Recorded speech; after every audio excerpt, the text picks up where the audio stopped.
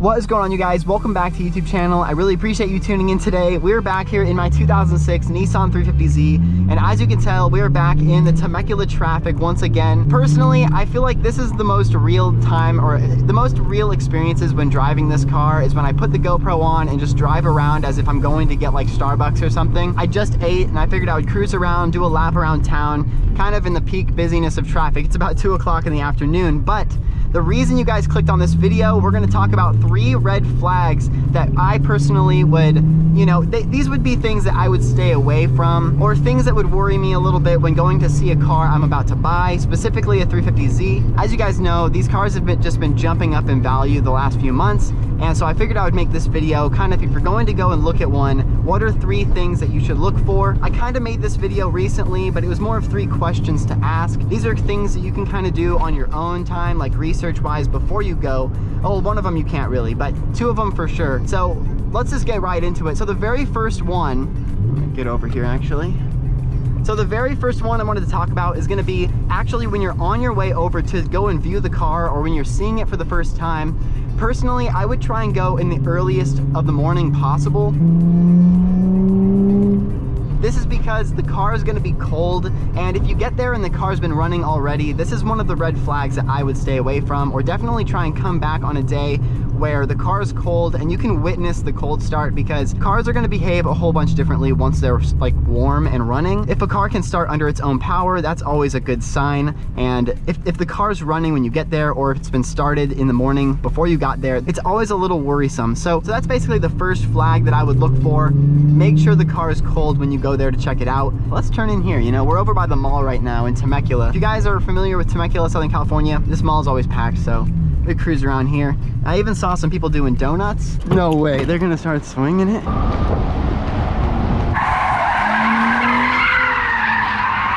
Yeah, oh my God. Oh. That's crazy.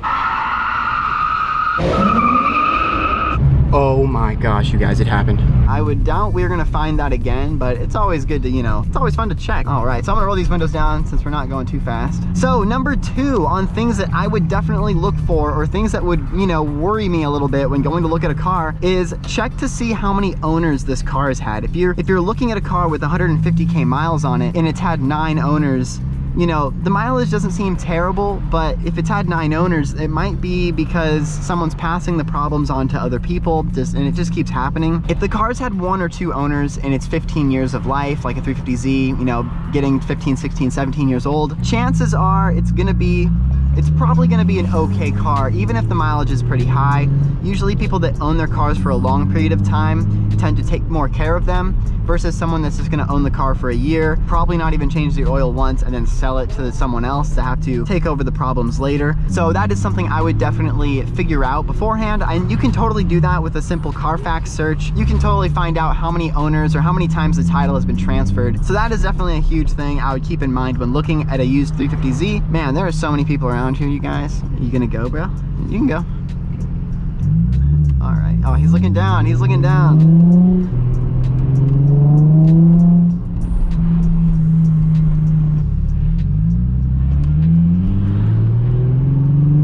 Cruising through town. Ooh, the new Mustang Mach-E. What do you guys think of the new SUV Mustang? I personally think it's a little interesting. Ooh, sounds like the police are already there. We experienced the traffic that is the mall, and I'm gonna leave as soon as possible now because it's not very exciting. Turning right, going straight. So you can take the main roads back home basically, but there's this side road here that kind of takes you through this neighborhood. I absolutely love this road because it's full of trees and it's kind of windy. It is kind of like a neighborhood, so we can't go too fast, but there's just something about it that's just way better than driving on like the busy main street. So that's just my opinion though.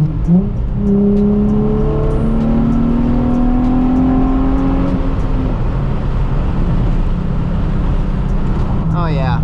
I just wanted to thank everyone for all the love in my most recent videos. Before I could even post the video of us hitting 3,800, we hit 4,000. I thank you guys so much for being here and joining this journey. All right, so in red flag number 3, not the very last one because there's plenty more red flags that we can talk about. If you guys want another red flag video, let me know and I'll make it. But for this last one we're gonna be talking about in this video, it's gonna be too good to be true. If the ad or the article or the post you're seeing on OfferUp or Craigslist just has no description but amazing pictures, or the price is too low for how good the car looks, you know, if it's pretty obvious.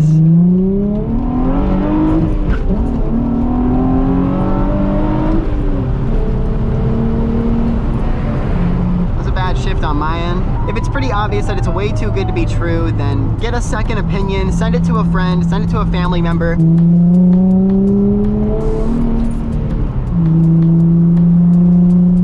Sometimes you see these awesome 350zs that seem completely fine, priced at like 2,800, and you're like partially confused as well as wondering what's wrong with it, why it's priced so low, and then you look in the description and it just says priced to sell. And you're like, yeah, I mean, the goal is not to not sell it, so priced to pass problems on and not feel guilty maybe, I don't know. But when I see a car for under 4 grand in today's market, it's really suspicious. You know, when they say it runs fine, even if it has 8 pictures, I'm still really worried. Look at all the other cars, try and compare, open like 10 tabs. That's usually what I do. I'll have like 10 tabs open and I'll just look through them. Oh, look at that thing. Yes, that's amazing. Find the best one you can find and then ask yourself if it would be hard for you to resell this car. You know, if it's a salvage title and it's a good deal, I can imagine how you'd want to go and buy it, but you know, just imagine trying to sell that car later. It might be pretty hard if you have to sell the car, of course. So these are definitely things that I think about when looking at cars, and definitely red flags that would keep me from purchasing a car, or at least result in me doing a lot more research on the car I'm looking at or the car in question. So let me know down in the comments, are you looking at a car right now that you're kind of worried on or worried about, or do you have a car that maybe was too good of a deal and you have a bunch of problems you have to fix, or even just a few problems? When you're looking for a car, definitely ask thorough questions, really test the owner on their own vehicle. And then obviously one of the dead giveaways for me, kind of like a bonus one, is if it has no interior pictures. How do you plan to sell a car with no interior pictures? Like, honestly. My first thought when I see a car for sale, like a manual Subaru with no interior pictures, it's probably an automatic and it's listed as manual. You know, like there's so many cars with their automatic transmissions, but they list them in manual because they know everyone is searching or filtering to manual transmissions, because, you know, that's what I do at least. So there you have it. Those are 3 red flags that I would definitely look for when buying a car, or specifically a Nissan 350z. Let me know down in the comments if you learned something from this video, or if you want to see different types of videos from me in the future, let me know down below and I'll make them happen for you guys. Thank you once again so much for tuning in. I really appreciate every single one of you, and I'll see you in the next video. Peace out.